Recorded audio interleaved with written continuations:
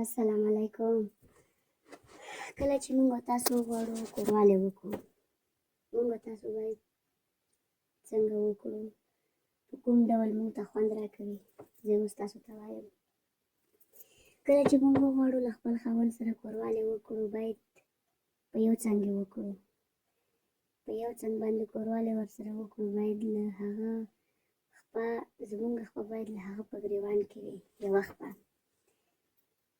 په یو څنګ شو ورته، هغه موږ سره کوروالی وکړي.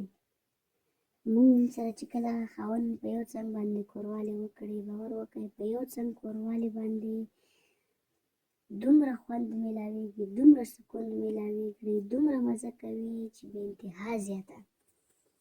نو موږ او تاسو باید له خپل خاوند سره په یو څنګ او په بل څنګ باندې کوروالی وکړو.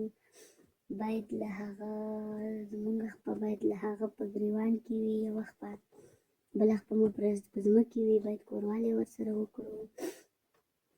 بیا یو طریقه داسې، بله د یو څنګ طریقه داسې ده چې کله وغواړو له خپل خاوند سره په څنګ باندې کوروالی وکړو، باید دواړه خپې مو داسې شي، باید داسې شي، داسې چې شي او په بوکه ورته څملو، په بوکه ورته، لکه په بوکه ورته څملو په یو څنګ باندې.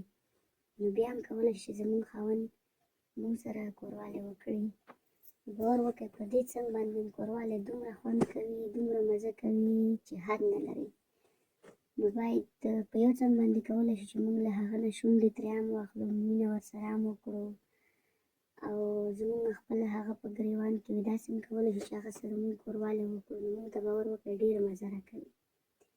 خاوند ته مو هم مزه ورکوي، موږ ته هم مزه راکوي.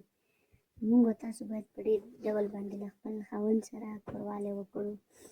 کله مو چې په دې ډول خاوند سره کوروالی وکړو، په یو څنګ په بل څنګ په اړخ ورته څملو، غونته کې چې ورته په اړخ یې باید خپې مو داسې پرتې وي، له هغه سره کوروالی وکړو. سیز مو هم تنګېږي، کوروالی ورسره هم خاوند سره کولی شو، او درد راته هم نه کوي، سوخ راته هم نه کوي، خوږېږو هم نه، او خوند ترې هم اخیستلی شو. نو دا زموږ د نن ورځې خپرونه